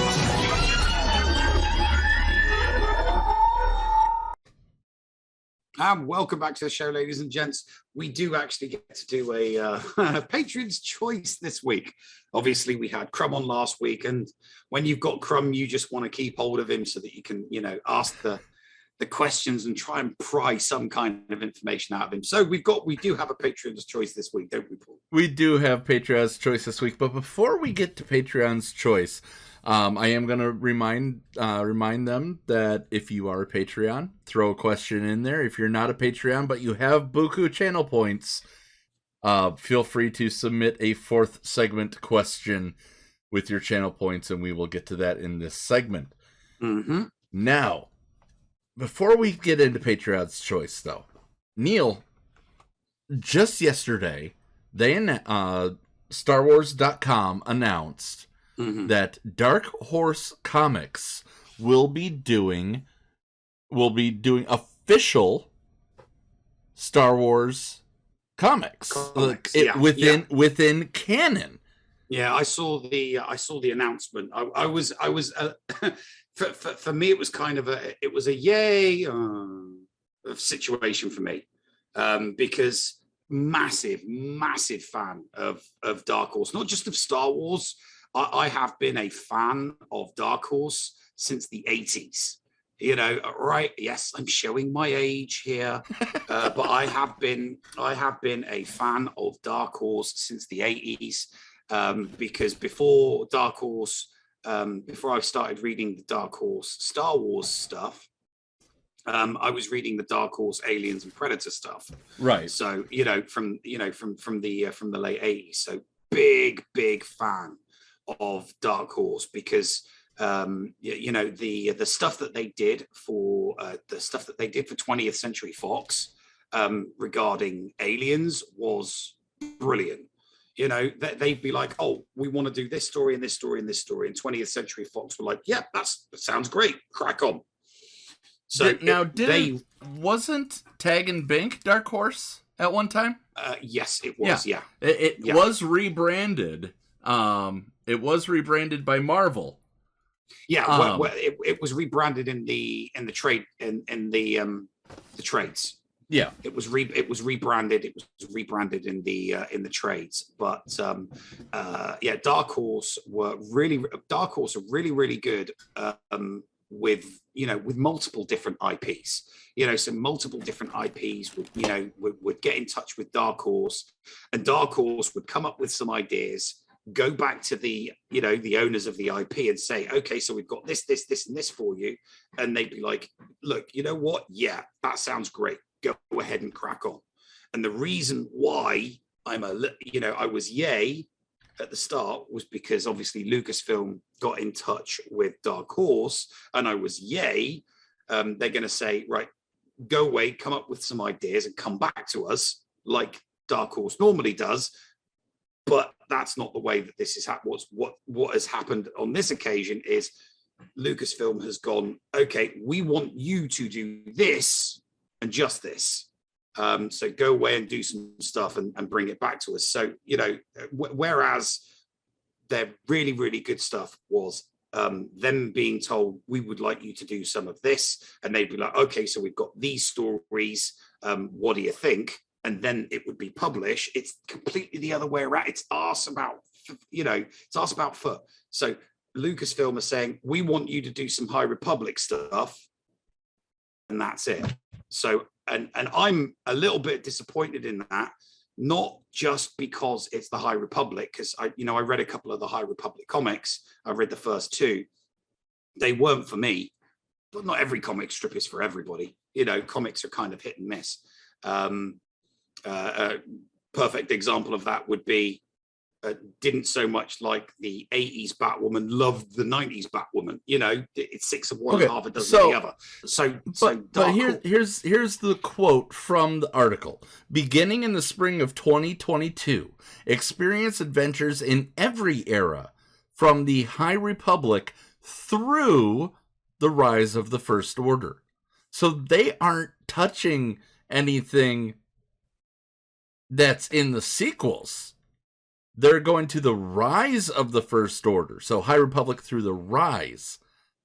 That's, I mean, it's still, and this is my issue. This is where I'm kind of concerned, and this is where I take issue. Is Lucasfilm are already handcuffing Dark Horse. They're not just saying to Dark Horse, go away and come up with, you know what we've been doing, what movies we've done, what TV shows we've done, what books have been released under Lucasfilm, everything, go away, come back to us with some great stories, and we'll go on from there. So instead of just doing with Lucasfilm what most people do with instead of Lucasfilm doing with Dark Horse what most people do with Dark Horse, which is say, we'd like you to do us some stories. And you've got all of this era, all of these timelines, and all of these eras. Go away and do something, and come back to us. Lucasfilm are saying, we want you specifically to do the High Republic and the Rise of the First Order. No, it's through. It says every era. So it's not just those times, Neil. Well, we'll wait and see. I'm wary because I'm that as much as I love Dark Horse, because oh my god, the stuff that they put in their books is just their Alien stuff, their Predator stuff, their Star Wars stuff from the early 90s, the Dark Empire, the Crimson Empire stuff they did, just still sticks with me. It really, really, really does. I mean, one could argue that episode 9 of the sequel trilogy was not, I'm not going to say stolen, but elements of it were taken from the Dark Empire, because the whole premise of the Dark Empire is the Emperor lives on through clones. He lives on through clones. And obviously, the Emperor shows up in episode 9 and he's a clone of himself, and he's just been passing himself through clones in order to survive to the sequel trilogy. So that's the legacy that Dark Horse has through their storytelling of Star Wars in the Dark Horse comic books. You go all the way back to the beginning of the 90s and a comic where Luke Skywalker is fighting, a clone of Emperor Palpatine. And it was a brilliant sequence of comic books. You had Dark Empire 2, and Empire's End. And I would just go out and read them. I really hope that the art is going to be as pleasing to the eyes as the Marvel stuff, because there's stuff that you see in DC comics. DC varies greatly depending on the artist and the inker, but Marvel has always been, at least to me, something that I can look at the image and read the blurbs and all that and enjoy. But I tried to read the latest Batman Fortnite one-shot that they did, and the art was just so off that I could not get behind. Well, exactly. So, you can have a great story, but the panels can be inked so poorly that it takes away from what could potentially be a great story. So I just hope Dark Horse does stuff that's pleasing to the eyes this time, because we know that Dark Horse can sometimes put out crap. Not everything is a banger 100% of the time. With the books, with the comics, with shows, with movies, not everything is going to be a banger. But as long as the majority of that body of work contains bangers, you're happy, you're content, aren't you? That is very true. All right, let's get to the Patreon's questions. Let's see. Where was my totally not fake Michael Bay quote, Paul? That was my fault, Hellenix. I thought that, as I said in the chat, there was a new ending to the Helly and the Noob skit, but I did forget to change the file name. So that one is on me. I will fix that in post, and we'll get that out there. Right now, our only Patreon's questions are from Zaz. Question number 1: if Crumb were to be cast in a Star Wars movie, what occupation would his character have based on his appearance? I'm gonna go with Imperial Media Relations Officer. I would say he'd be a slicer. Okay. All right. Number 2, do you have traditional stuff on your Christmas trees, or do you like to go weird and exotic? Both. Traditional. See, I've got tinsel and baubles. I've got that. I don't have the tinsel. I have some nice lights this time around, but we do have some Lego ornaments on there. I do have my duck. I have my cardinal, which goes to traditional. The duck is something that, I have ducks in every single room of this house. There are 7 within eye shot of this of my seat in the studio. And then we've got Doctor Who ornaments, and we've got traditional, just standard silver ornaments. So, what is your opinion of the Wheel of Time series that came out on Amazon today? I haven't seen it. Can't tell you. Not watched it yet. Not watched it yet. No. I have seen I've seen the trailer once, but I must admit I haven't. I've been so preoccupied with getting ready for Ghostbusters Afterlife and Dexter that I haven't really thought about anything else, to be perfectly honest. Yep. All right. And what was for dinner, Neil? That's what Zaz asked. Oh, there wasn't anything for dinner. There wasn't anything for dinner. My niece made the mistake. Everybody else was eating dinner. I wasn't. Well, what are you gonna have for dinner? Oh, nothing. I'm just gonna skip dinner tonight. I might have a sandwich later There after you the go. after show. Well, a sandwich during the after show. And then he also says, "Thank you for my birthday shout out last week. You're very, very welcome, Zaz." So he says that he's not impressed by the Wheel of Time series. So Okay, not impressed at all. I'll just have to. Like I said, the wheel of. It's not even on my radar at the moment. Afterlife, Dexter, and then next month it's all Book of Boba, Cobra Kai, and The Witcher. So the Wheel of Time isn't even on my radar at the moment. So there is a week off for Grand Arena Center this week. Well, yeah, we always have a week off, don't we? 'Cause, yeah, we always have a week off during the break. So yeah. You got anything planned to compensate, if you will? Well, no, because I'll still be doing GAC, won't I? Right, but I didn't know if maybe Tuesday or Thursday you'd be playing some more Drunk Lemmings coming up. No, nothing like that. Nothing like that. I need to start making preparations for the 3rd of December. 2 weeks. What's going on the 3rd of December? Moving out of the basement into the new place. Congratulations! You guys closed on the house then.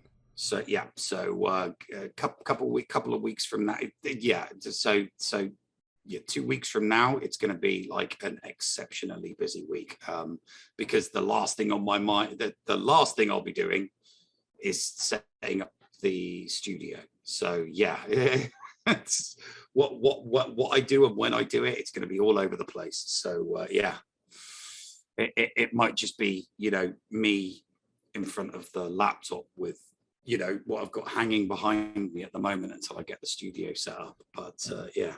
So I'm extremely excited for you. Congratulations. Yeah. On behalf of all the Padawans, I'm sure. Yeah. I'm sure we're all excited for that. It'd be fun. It'd be nice to get out of the basement and into my, out of my sister's basement and into my basement. Yeah. Well, you'll always remember the 3rd of December. Yes, I will. I stole that from Hellenix in chat. So, anything else that you will be working on in this time frame? I know we're talking about possibly doing a Geeking Out with Going Nerdy. Yeah, but hopefully we'll be geeking out with Going Nerdy so that we can talk about Afterlife, my GACs, and yeah, that's pretty much it. I'll once everything's kind of like packed up and squared away here, and all of the stuff's moved over to the others, I'll be able to think of I can return to something a little bit more what it was before, because I can hook up the new rig at the new place. I'm looking because I'll be off the Wi-Fi and I can get back onto a hard line, which I'm very much looking forward to. Yeah, because Wi-Fi is so unreliable. I hate having to do everything on Wi-Fi. The amount of times that I've lost streams from doing GAC. Yeah, so yeah, it'd be nice to do that. And I am looking forward to doing. the GAs on the all. I'm really looking forward to getting stuck into some Div 2 GAC. Really looking forward I to hope that. we face each other. That's people want to see as much as they want to see Solo and Zareth go after each other. Just think, you inexperienced with a Div 2 account and mine that I know like the back of my hand. Well, we'll just put the allo code in the bot and see how close we are. Because if we're not close, it's never going to happen. Yeah. Because especially if you're ahead of me. Because if you're ahead of me, then me catching you is never going to happen. Because obviously it's now a free to play account. Nothing's going to get spent on it. We'll definitely have to see. Go do that. And we'll tell people in the after show, which we're gonna have here shortly.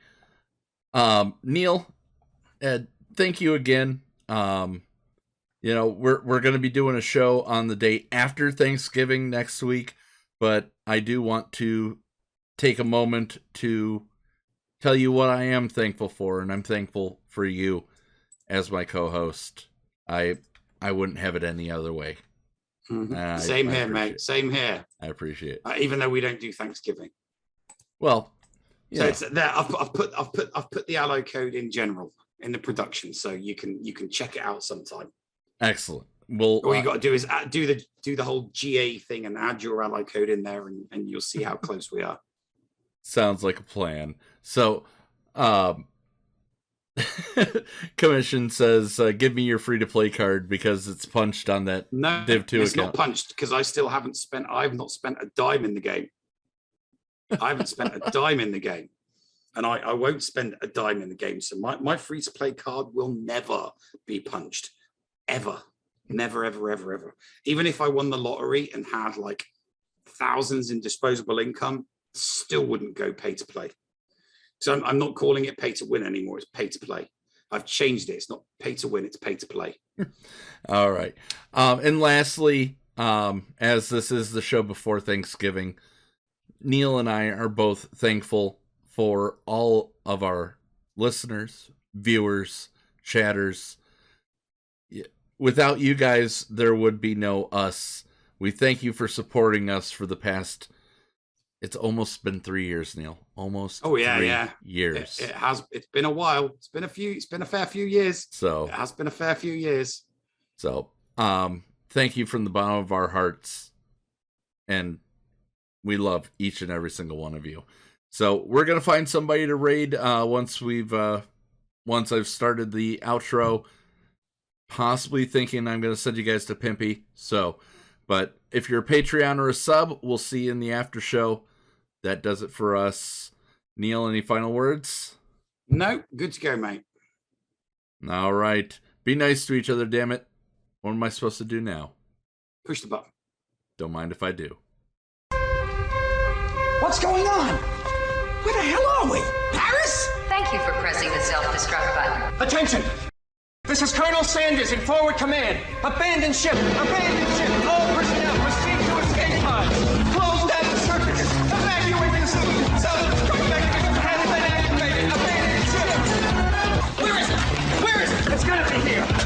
Out of order! Even in the future, nothing works. This ship will self-destruct in exactly 10 seconds. Counting down. 10, 9, 8, 6. 6! What happened to 7? Just kidding. 3, 2, 1. Have a nice day. Thank you.